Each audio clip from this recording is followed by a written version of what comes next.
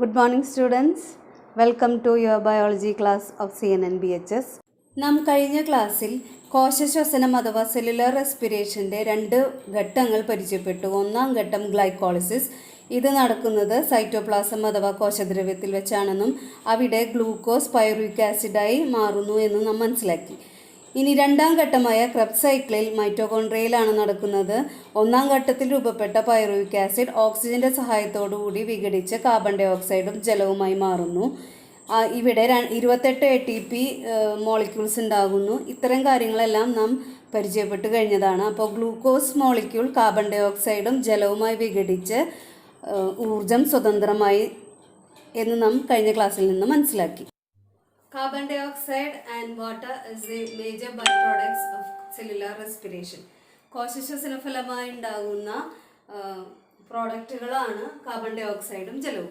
ഇതിൽ ജലം നാം നിശ്വസിക്കുമ്പോൾ നിശ്വാസവായുവിലൂടെ വാട്ടർ വേപ്പറായി പുറത്തേക്ക് പോകുന്നു. നമുക്ക് ഒരു കണ്ണാടി വെച്ചുകൊണ്ട് കണ്ണാടിയിലേക്ക് നിശ്വസിച്ച് കഴിഞ്ഞാൽ എക്സ്പീരിയേഷൻ നടത്തി കഴിഞ്ഞാൽ ആ കണ്ണാടിയിൽ ഒരു ഫോഗ് വരുന്നതായിട്ട് കാണാം. അതായത് നമ്മുടെ ശരീരത്തിൽ നിന്നുള്ള അധികമുള്ള ജലം നിശ്വാസവായുവിലൂടെ പുറത്തേക്ക് പോകുന്ന പ്രക്രിയയാണ്. വാട്ടർ വേപ്പറായിട്ടാണ് പോകുന്നത്, അതുകൊണ്ട് നാം കാണുന്നില്ല.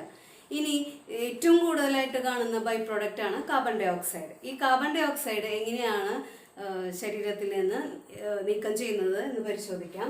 കോശങ്ങളിൽ വെച്ച് ഈ സെല്ലുലാർ റെസ്പിറേഷൻ്റെ ഭാഗമായി ധാരാളം കാർബൺ ഡൈ ഓക്സൈഡ് ഉണ്ടാകുന്നു. ഈ കാർബൺ ഡൈ ഓക്സൈഡ് ടിഷ്യൂ ഫ്ലൂയിഡിലേക്ക് കടക്കുന്നു. ടിഷ്യൂ ഫ്ലൂയിഡിൽ നിന്ന് അത് രക്തത്തിലേക്ക് കടക്കുന്നു. ഇത് അന്തർവ്യാപനം അഥവാ ഡിഫ്യൂഷൻ വഴിയാണ് നടക്കുന്നത്. അതായത് കോൺസെൻട്രേഷൻ കൂടിയ ഭാഗത്തു നിന്നും കോൺസെൻട്രേഷൻ കുറഞ്ഞ ഭാഗങ്ങളിലേക്ക് സഞ്ചരിച്ച് രക്തത്തിലേക്ക് ഈ കാർബൺ ഡൈ ഓക്സൈഡ് എത്തുന്നു. ഈ രക്തത്തിലെത്തുന്ന കാർബൺ ഡൈ ഓക്സൈഡ് 3 രീതിയിലാണ് രക്തത്തിലൂടെ സഞ്ചരിക്കുന്നത്. രക്തത്തിലെ പ്ലാസ്മയുടെ കൂടെ കലർന്നുകൊണ്ടും രക്തത്തിലുള്ള RBC അഥവാ ചുവന്ന രക്താണുക്കളിൽ കൂടി ചേർന്ന് കാർബമിനോ ഹീമോഗ്ലോബിൻ ആയിക്കൊണ്ടും മൂന്നാമത് രക്തത്തിലെ ചുവന്ന രക്താണുക്കളിലുള്ള ജലവുമായി ചേർന്ന് ബൈകാർബണേറ്റുകളായും സഞ്ചരിക്കുന്നു. ഇങ്ങനെ 3 രീതിയിലാണ് കാർബൺ ഡൈ ഓക്സൈഡ് രക്തത്തിലൂടെ ട്രാൻസ്പോർട്ട് ചെയ്യപ്പെടുന്നത്. അങ്ങനെ ട്രാൻസ്പോർട്ട് ചെയ്യപ്പെട്ട് അത് ലങ്സിലേക്ക് എത്തുന്നു. ഇത് ആൽവിയോളസ്. ലങ്സിലേക്ക് എത്തുമ്പോൾ കാർബൺ ഡൈ ഓക്സൈഡിൻ്റെ അളവ് രക്തത്തിൽ കൂടുതലും ആൽവിയോളസിൽ കുറവുമാണ്, വായുറയിൽ കുറവുമാണ്. അപ്പോൾ സുഗമമായി അന്തർവ്യാപനം അഥവാ ഡിഫ്യൂഷൻ വഴി കാർബൺ ഡൈ ഓക്സൈഡ് വായുറയിലേക്ക് പ്രവേശിക്കുന്നു. ഇത് നിശ്വാസവായുവിലൂടെ അതായത് എക്സ്പിറേഷനിലൂടെ വായുറയിൽ നിന്ന് ശരീരത്തിന് പുറത്തേക്ക് പ്രവേശിക്കുന്നു. ഇങ്ങനെയാണ് ശരീരത്തിലുണ്ടാകുന്ന കാർബൺ ഡൈ ഓക്സൈഡ് പുറന്തള്ളപ്പെടുന്നത്. ഇങ്ങനെയാണ് transportation of carbon dioxide through blood. 3 തരത്തിലാണ് കാർബൺ ഡൈ ഓക്സൈഡ് സംവഹനം രക്തത്തിലൂടെ നടക്കുന്നത്. About 7% of carbon dioxide is transported as dissolved in water in the plasma. പ്ലാസ്മയിലുള്ള ജലത്തിൽ ലയിച്ചു ചേർന്നിട്ടാണ് 7% കാർബൺ ഡൈ ഓക്സൈഡ് രക്തത്തിലൂടെ സഞ്ചരിക്കുന്നത്. ഇനി 23% of carbon dioxide is transported as carbaminohemoglobin and it is formed by combining carbon dioxide with the hemoglobin. 23% carbon dioxide ഹീമോഗ്ലോബിനുമായി ചേർന്ന് carbamino ഹീമോഗ്ലോബിനായി രക്തത്തിലൂടെ സംവഹനം ചെയ്യപ്പെടുന്നു. And majority of carbon dioxide is transported as bicarbonates and it is formed by dissolving with water in the RBC. It is of about 70% of total carbon dioxide. രക്തത്തിലെ കാർബൺ ഡൈ ഓക്സൈഡിൻ്റെ 70%-ഓളം RBCയിലെ അതായത് ചുവന്ന രക്താണുവിലെ ജലത്തിൽ ലയിച്ചു ചേർന്ന് ബൈകാർബണേറ്റിൻ്റെ രൂപത്തിൽ രക്തത്തിലൂടെ സഞ്ചരിച്ച് ശ്വാസകോശത്തിലെത്തുന്നു. Inside the lungs, carbaminohemoglobin and bicarbonate break down and carbon dioxide is released and it diffuses into the alveolus. ശ്വാസകോശത്തിൽ കാർബമിനോഹീമോഗ്ലോബിനും ഈ ബൈകാർബണേറ്റും വിഘടിച്ച് കാർബൺ ഡൈ ഓക്സൈഡ് സ്വതന്ത്രമാകുന്നു. ഈ കാർബൺ ഡൈ ഓക്സൈഡ് വായുറയിലേക്ക് ഡിഫ്യൂസ് ചെയ്യുന്നു. ഈ സെല്ലുലാർ റെസ്പിറേഷൻ വഴി ഉണ്ടാകുന്ന കാർബൺ ഡൈ ഓക്സൈഡും ജലവും ഉടനടി ശരീരത്തിൽ നിന്ന് എക്സസ് എമൗണ്ട് ആവുന്നതിന് മുമ്പ് ശരീരത്തിൽ നിന്ന് നീക്കം ചെയ്യപ്പെടുന്നു. എന്തുകൊണ്ടാണ് ഈ കാർബൺ ഡൈ ഓക്സൈഡ് ശരീരത്തിൽ നിന്ന് ഉടനടി നീക്കം ചെയ്യപ്പെടുന്നത് നോക്കാം. അതായത് കാർബൺ ഡൈ ഓക്സൈഡ് എല്ലാ കോശങ്ങളിലും ധാരാളമായിട്ടുണ്ടാകുന്നു, ജലവും ഉണ്ടാകുന്നുണ്ട്. ഈ കോശശ്വസന ഫലമായി ഉണ്ടാകുന്ന ജലവും അത് കോശത്തിനകത്തും പുറത്തുമുള്ള ജലാംശവുമായി കാർബൺ ഡൈ ഓക്സൈഡ് കൂടിച്ചേർന്ന് കാർബോണിക് ആസിഡ് എന്ന ഒരു പദാർത്ഥമായിട്ട് മാറുന്നു. ഈ കാർബോണിക് ആസിഡ് പേരിൽ തന്നെയുണ്ട്, it will increase the acidity of the body, acidity കൂട്ടും. അതോടൊപ്പം നമ്മുടെ ശരീരത്തിൻ്റെ ഹോമിയോസ്റ്റാസിസ്, അതായത് ആന്തര സമസ്ഥിതി പാലനം, എല്ലാ കാര്യങ്ങളും കൃത്യമായി ശരീരത്തിനകത്ത് നടക്കുന്ന ആ പ്രോസസ്സ് എല്ലാം തകിടം മറിക്കാനായിട്ട് ഈ അസിഡിറ്റിക്ക് സാധിക്കും. അതുകൊണ്ടാണ് ഉണ്ടാകുന്ന ഉടനെ തന്നെ കാർബൺ ഡൈ ഓക്സൈഡിനെ 3 രീതിയിൽ രക്തത്തിലൂടെ ട്രാൻസ്പോർട്ട് ചെയ്ത ഉടനടി അത് ലങ്സിലൂടെ പുറത്തേക്ക് കളയുന്നതിന് വേണ്ടിയിട്ടാണ്. അസിഡിറ്റി കൂടാതിരിക്കാൻ, അത് നമ്മുടെ ഹോമിയോസ്റ്റാസിസ് മെയിൻറ്റെയിൻ ചെയ്യാൻ വേണ്ടിയിട്ടാണ്. അപ്പോൾ നമ്മുടെ റെസ്പിറേഷന്, ശ്വാസോച്ഛ്വാസ പ്രക്രിയയ്ക്ക് ശരീരത്തിൻ്റെ ഹോമിയോസ്റ്റാസിസ് മെയിൻറ്റെയിൻ ചെയ്യുന്നതിൽ വലിയൊരു പങ്കുണ്ട്. നാം ഇതുവരെ ഡിസ്കസ് ചെയ്തത് ഓക്സിജൻ ആവശ്യമുള്ള ശ്വസനത്തെക്കുറിച്ചാണ്. ഓക്സിജൻ ഉപയോഗിച്ചുള്ള ശ്വസന പ്രക്രിയ, കോശശ്വസനം നടക്കുന്ന പ്രക്രിയ പറയുന്ന പേരാണ് എയറോബിക് റെസ്പിറേഷൻ അഥവാ വായു ശ്വസനം. ഇനി നമുക്ക് ഓക്സിജൻ ആവശ്യമില്ലാതെ ഉള്ള ശ്വസനത്തെ കുറിച്ച് പഠിക്കാം. അതാണ് അനൈറോബിക് റെസ്പിറേഷൻ അഥവാ അവായു ശ്വസനം. ചില ഇനം ബാക്ടീരിയകളിലും ഈസ്റ്റിലും നടക്കുന്ന എനർജി പ്രൊഡക്ഷൻ മെത്തേഡാണ് ഈ അവായു ശ്വസനം അഥവാ അനൈറോബിക് റെസ്പിറേഷൻ എന്ന് പറയുന്നത്. അതെങ്ങനെയാണെന്ന് നമുക്ക് വിശദമായി നോക്കാം. ചില ഇനം ബാക്ടീരിയകൾക്കും ഈസ്റ്റിനും നിലനിൽപ്പിന് ഓക്സിജൻ ആവശ്യമില്ല. ഇവയുടെ ഊർജ്ജ ഉപയോഗം വളരെ കുറവായതുകൊണ്ടാണ് വളരെ കുറച്ച് ഊർജ്ജം മാത്രമേ അവർക്ക് ആവശ്യമുള്ളൂ. അതുകൊണ്ട് തന്നെ ഇവയിൽ കോശശ്വസനത്തിൻ്റെ 1ാം ഘട്ടമായ ഗ്ലൈക്കോളിസിസ് മാത്രമേ നടക്കുന്നുള്ളൂ. ചിത്രീകരണം 4.6 text book page number 55, illustration 4.6. ശ്രദ്ധിക്കുക. Glucose is converted to pyruvic acid and 2 ATP molecules are synthesized. As we know, it takes place in the cytoplasm of bacteria and yeast. In the case of bacteria, this pyruvic acid is converted to lactic acid, and this process is known as lactic acid fermentation. In yeast, pyruvic acid is converted to alcohol and carbon dioxide. This is known as alcohol fermentation. ബാക്ടീരിയയിലും ഈസ്റ്റിലും glucose കോശദ്രവ്യത്തിൽ വെച്ച് pyruvic ആസിഡായി മാറുന്നു. 2 ATP തന്മാത്രകളാണ് ഈ പ്രവർത്തനത്തിന് ശേഷം ലഭ്യമാകുന്നത്. ഇതാണ് ഇവയിൽ ഉൽപ്പാദിപ്പിക്കുന്ന ഊർജം. ഇനി ബാക്ടീരിയയിൽ പൈറുവിക് ആസിഡ് ഉടനടി ലാക്റ്റിക് ആസിഡായി മാറുന്നു. ഇതാണ് ലാക്റ്റിക് ആസിഡ് ഫെർമെൻറ്റേഷൻ. ഈസ്റ്റിൽ പൈറുവിക് ആസിഡ് ആൽക്കഹോളും കാർബൺ ഡൈ ഓക്സൈഡുമായി മാറുന്നു. ഇതാണ് alcohol fermentation. Production of lactic acid or alcohol from glucose by anaerobic respiration is known as fermentation. By the process of fermentation, energy is liberated. അവായു ശ്വസനം വഴി ഗ്ലൂക്കോസിൽ നിന്ന് ഊർജം സ്വതന്ത്രമാക്കി ലാക്റ്റിക് ആസിഡോ ആൽക്കഹോളോ നിർമ്മിക്കുന്ന പ്രക്രിയയാണ് ഫെർമെൻറ്റേഷൻ. സൂക്ഷ്മജീവികളുടെ അവായു ശ്വസനം മൂലം നമുക്ക് ഉണ്ടാകുന്ന നേട്ടങ്ങൾ അഥവാ നിത്യജീവിതത്തിലുണ്ടാകുന്ന പ്രയോജനങ്ങൾ എന്തെല്ലാമെന്ന് നോക്കാം. അരിമാവ്, റൈസ് ബാറ്റർ ഉണ്ടാക്കുമ്പോൾ, അപ്പം ഉണ്ടാക്കുന്നതിന് വേണ്ടി ഈസ്റ്റ് ചേർക്കുന്നുണ്ട്. ഈസ്റ്റിൽ ഫെർമെൻറ്റേഷൻ നടക്കുന്നതിൻ്റെ ഭാഗമായി ഉണ്ടാകുന്ന ആൽക്കഹോൾ മാവ് പുളിക്കുന്നതിനും കാർബൺ ഡൈ ഓക്സൈഡ് മാവ് പൊങ്ങുന്നതിനും മാർദ്ദവമുള്ളതായി തീരുന്നതിനും കാരണമാകുന്നു. നിങ്ങൾക്കറിയാം, മാവ് അപ്പം ഉണ്ടാക്കുമ്പോൾ മാവ് കോരി ഒഴിക്കുമ്പോൾ അതിൽ നിറയെ കുമിളകൾ കാണാം. ഇത് കാർബൺ ഡൈ ഓക്സൈഡാണ്. ചൂട് തട്ടുമ്പോൾ കാർബൺ ഡൈ ഓക്സൈഡ് പുറത്തു പോകുന്നതായിട്ട് കാണാം. നിറയെ ഹോൾസ് നമുക്ക് കാണാം. പാൽ തൈരാകുമ്പോൾ ലാക്ടോബാസിലസ് ബാക്ടീരിയ ലാക്റ്റിക് ആസിഡ് നിർമ്മിക്കുന്നതുകൊണ്ടാണ് പാലിൻ്റെ ഗുണം മാറുന്നത്. See the textbook, page number 56, illustration 4.7. An interesting fact is that anaerobic respiration takes place in human beings also. During strenuous exercise, energy utilization in muscles increase and oxygen availability decreases. In such situations, muscle cells produce energy by anaerobic respiration and lactic acid is formed in the muscle cells. By the accumulation of lactic acid, we feel pain.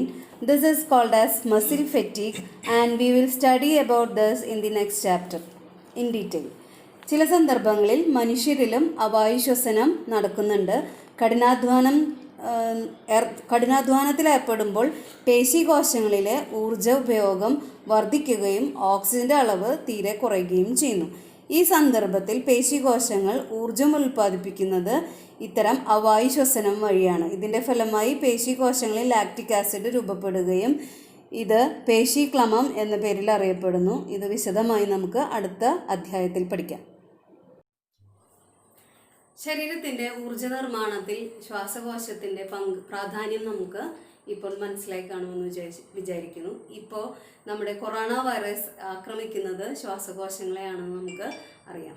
ഈ ശ്വാസകോശത്തിനെ ആക്രമിക്കുന്ന പലതരത്തിലുള്ള germs, അതായത് രോഗാണുക്കളും അതുപോലെ പൊടിപടലങ്ങളും രാസപദാർത്ഥങ്ങളും നമ്മുടെ അന്തരീക്ഷ വായുവിലുണ്ട്.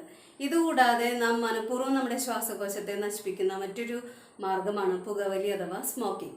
ഈ പുകവലിയിലൂടെ നമുക്കുണ്ടാകുന്ന ശ്വാസകോശ സംബന്ധമായ രോഗങ്ങൾ ഏതൊക്കെയാണെന്ന് നോക്കാം. ലങ് ക്യാൻസർ, ശ്വാസകോശാർബുദം, എംഫിസീമ, ബ്രോങ്കൈറ്റിസ്. ഇനി ഇവ എന്തെല്ലാമാണ് എന്ന് നമുക്ക് നോക്കാം. ലങ് ക്യാൻസർ, ശ്വാസകോശാർബുദം. Carcinogens present in tobacco cause lung cancer. Carcinogens are cancer-causing substances. പുകയിലയിൽ അടങ്ങിയ അർബുദകാരികൾ ശ്വാസകോശാർബുദത്തിന് കാരണമാകുന്നു.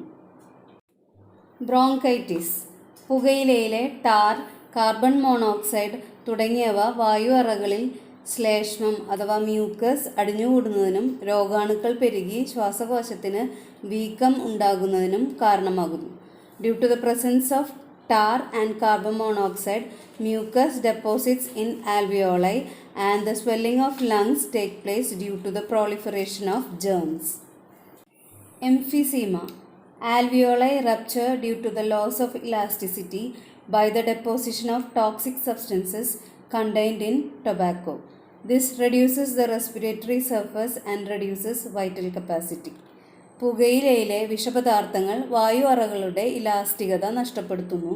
അതുമൂലം ശ്വസനപ്രതല വിസ്തീർണം കുറയുന്നതിനും വൈറ്റൽ കപ്പാസിറ്റി കുറയുന്നതിനും കാരണമാകുന്നു.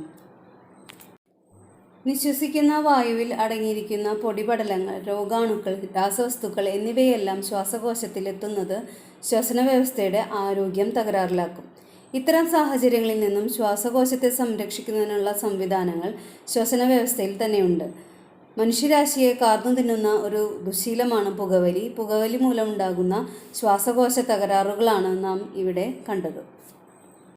നമ്മെപ്പോലെ അന്തരീക്ഷത്തിൽ നിന്ന് ഓക്സിജൻ സ്വീകരിച്ച് ഊർജോൽപാദനം നടത്തുന്ന മറ്റു ജീവജാലങ്ങളെയും അവയുടെ ശ്വസന പ്രക്രിയ എങ്ങനെയാണെന്ന് നമുക്ക് നോക്കാം. ടെക്സ്റ്റ് ബുക്കിലെ പേജ് നമ്പർ 59 ടേബിൾ 4.4 നാം ചെറിയ ക്ലാസ്സിൽ പഠിച്ചിരിക്കുന്നതിൽ നിന്ന് നമുക്ക് പൂർത്തീകരിക്കാൻ സാധിക്കും. ഇവിടെ ഒരു ടേബിളിൽ അമീബ, കോക്രോച്ച്, പാറ്റ, ഫിഷ്, മത്സ്യം തന്നിട്ടുണ്ട്. ബാക്കി 3 ഓർഗാനിസംസ് നമ്മൾ കണ്ടെത്തണം. നമ്മളിപ്പോൾ ഇവിടെ സ്പൈഡർ, ചിലന്തി, ഫ്രോഗ്, തവള, എർത്ത്, മണ്ണിര തുടങ്ങിയ ജീവികളുടെയാണ് പരിശോധിക്കുന്നത്. അമീബയ്ക്ക് റെസ്പിറേറ്ററി ഓർഗൻ ഇല്ല, കാരണം അതൊരു യൂണിസെല്ലുലാർ ഓർഗാനിസമാണ്. അപ്പോൾ mode of respiration it is through cell membrane, കോശസ്തരത്തിലൂടെയാണ് ശ്വസനം നടക്കുന്നത്. Directly from water oxygen diffuses into the cytoplasm. ജലത്തിൽ നിന്ന് ഓക്സിജൻ കോശദ്രവ്യത്തിലേക്ക് ഡിഫ്യൂസ് ചെയ്യുന്നു. കോക്രോച്ച് അഥവാ പാറ്റയുടെ റെസ്പിറേറ്ററി ഓർഗൻ ട്രക്കിയ ആണ്, ശ്വസന നളികകൾ. Exchange of gases directly between tissues, നേരിട്ട് കലകളുമായി അന്തരീക്ഷത്തിലെ ഓക്സിജൻ നേരിട്ട് ട്രക്കിയ വഴി ശരീരത്തിനുള്ളിലെ കലകളിലേക്ക് നേരിട്ടെത്തുന്നു. ഫിഷ് അഥവാ മത്സ്യം, റെസ്പിറേറ്ററി ഓർഗൻ ഗിൽസ്, ശകുലങ്ങൾ, നാം ചെകിളപ്പൂവ് എന്നും കൂടി പറയും. ജലത്തിൽ നിന്ന് മീനിൻ്റെ രക്തത്തിലേക്ക് ശകുലങ്ങളിലൂടെ രക്തത്തിലേക്ക് ഓക്സിജൻ എത്തുന്നു. Oxygen from the water directly enter into the blood with the help of gills. Organism spider, എട്ടുകാലി.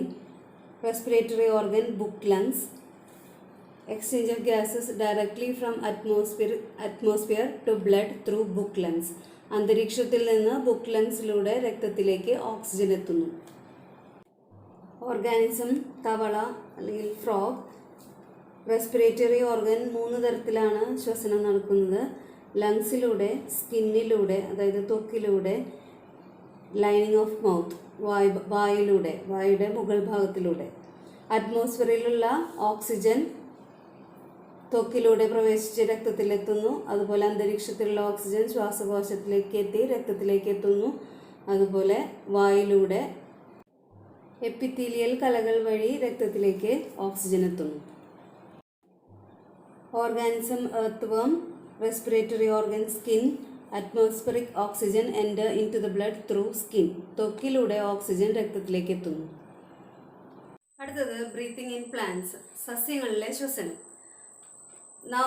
മറ്റു ജന്തുക്കളെ പോലെ അധികം ഊർജത്തിന്റെ ആവശ്യം ഇല്ലെങ്കിലും അവരുടെ ശരീരത്തിലും, അതായത് സസ്യകോശങ്ങളിലും ഊർജോൽപാദനം നടക്കേണ്ടതുണ്ട്. ഇതിനാവശ്യമായത് ഗ്ലൂക്കോസ് തന്നെയാണ്. ഗ്ലൂക്കോസ് അവർ സ്വയം നിർമ്മിക്കുന്നു എന്നറിയാം. ഇനി അന്തരീക്ഷത്തിലുള്ള ഓക്സിജനെ കോശങ്ങളിലേക്ക് എത്തിക്കുന്നത് ഈ 2 മാർഗങ്ങളിലൂടെയാണ്. ഒന്ന് സ്റ്റൊമാറ്റ, ഇലകളിലുള്ള സ്റ്റൊമാറ്റ അഥവാ ആസ്യരന്ധ്രം. അതുപോലെ രണ്ടാമത് ലെന്റിസെൽസ്, അതായത് സ്റ്റെമ്മിൽ, കാണ്ഡത്തിലുള്ള ചെറിയ സുഷിരങ്ങളാണ് ലെന്റിസെൽസ്. ഇതിലൂടെയാണ് അവ അന്തരീക്ഷത്തിലെ ഓക്സിജനെ കോശങ്ങളിലേക്ക് ആഗിരണം ചെയ്യുന്നത്. The stomata, seen on leaves and green tender stems, are the centers of exchange of gases in plants. സസ്യങ്ങളിലെ പ്രധാന വാതക വിനിമയ കേന്ദ്രങ്ങളാണ് ഇലകളിലും ഇളം കാണ്ഡങ്ങളിലും കാണുന്ന ആസ്യരന്ധ്രങ്ങൾ. Lenticels are the small pores on the surface of stem and roots. Exchange of carbon dioxide and oxygen takes place through the cells of lenticels by diffusion. ലെൻറ്റിസെല്ലിലെ കോശങ്ങൾക്കിടയിലൂടെ diffusion വഴിയാണ് കാണ്ഡത്തിനകത്തേക്കും പുറത്തേക്കും ശ്വസനവാതകങ്ങളായ ഓക്സിജനും കാർബൺ ഡൈ ഓക്സൈഡും വിനിമയം ചെയ്യപ്പെടുന്നത്. ഇവിടെ കാണിച്ചിരിക്കുന്നത് ശീമക്കൊന്ന ചെടിയുടെ കാണ്ഡമാണ്. ഇതോടുകൂടി നമ്മുടെ 4th ചാപ്റ്റർ അവസാനിക്കുകയാണ്. പാഠത്തിന്റെ അവസാനം തന്നിരിക്കുന്ന ലെറ്റസ് അസസ്, വിലയിരുത്താൻ നിങ്ങൾ നോട്ട്ബുക്കിൽ ചെയ്യുക, പഠിക്കുക, QR കോഡുകൾ സ്കാൻ ചെയ്യുക. നിർത്താം. നമുക്ക് അടുത്ത ക്ലാസ്സിൽ കാണാം. Thank you.